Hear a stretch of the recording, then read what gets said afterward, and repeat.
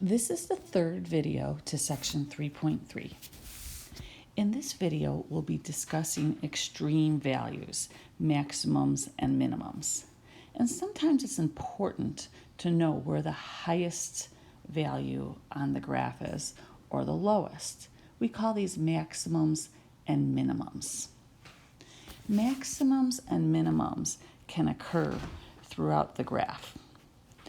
We specifically have a local minimum when the y value is the very lowest value for any y value nearby. If that happens, this is called a local minimum value. Before I go to the graph, please notice that local minimums or local maximums cannot be endpoints. Let's take a look at this first graph we're given. We're looking for a local minimum. So we want to see where is the lowest y value. It looks like about here. Now you may notice that this graph continues to go downward toward negative infinity. However, this is still a local min because for all of the y values nearby, that is the lowest y value.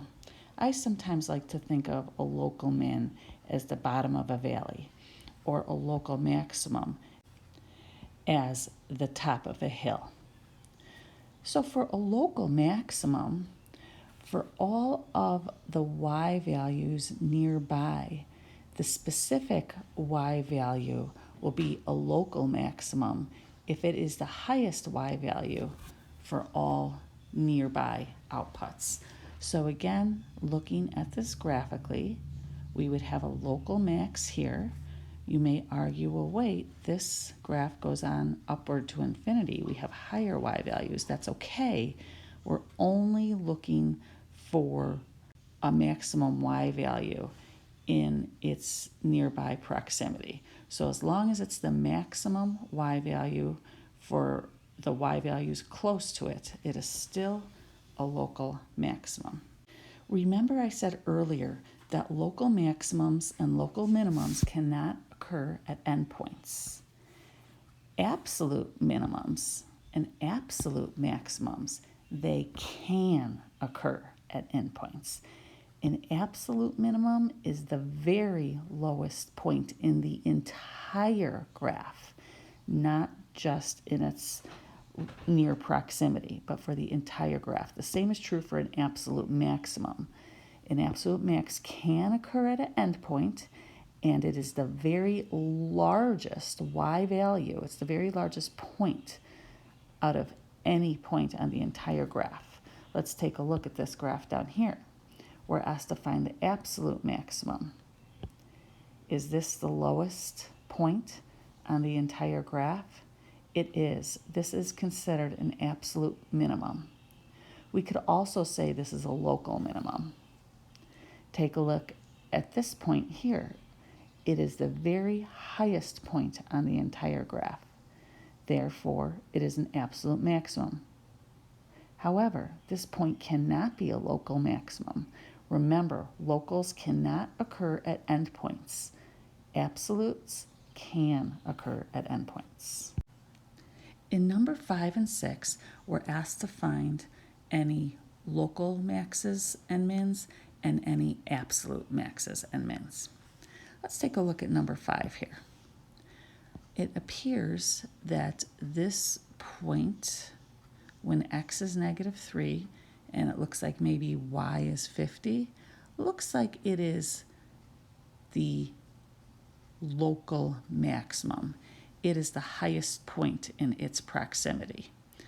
Whereas it looks like this point right here, x is 3, y is negative 50, those are the very lowest, that's the very lowest point out of the whole graph. So we would have a local min here, a local max here. Notice that there is no absolute minimum to this graph. Why?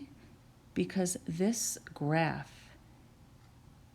continues to go downward, correct? Which means there are other values that are lower than this point here. But there is no absolute minimum because the graph is going on infinitely.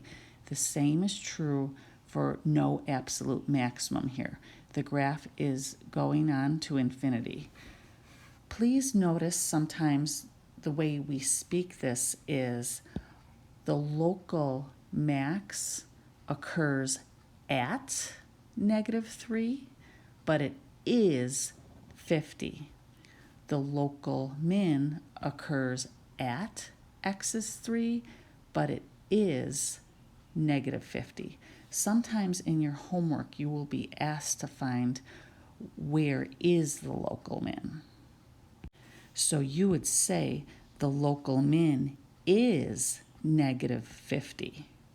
But if they ask you where does the local min occur, you would say that the local min is at 3. Notice the word is goes with the y value, the word at goes with the x value. Moving on to number 6. Let's first find our local minimum. It looks like our local minimum occurs at x equals 3, and it is about y equals -52. Our local maximum occurs at about x is -3, and it is 50.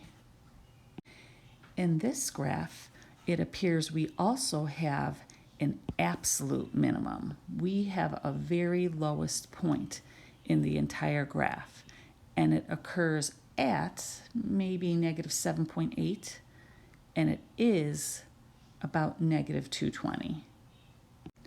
We also have an absolute maximum.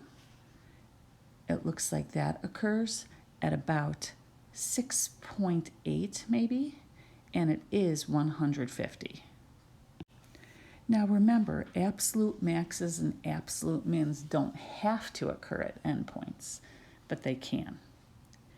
And that's the end to the third video of section 3.3.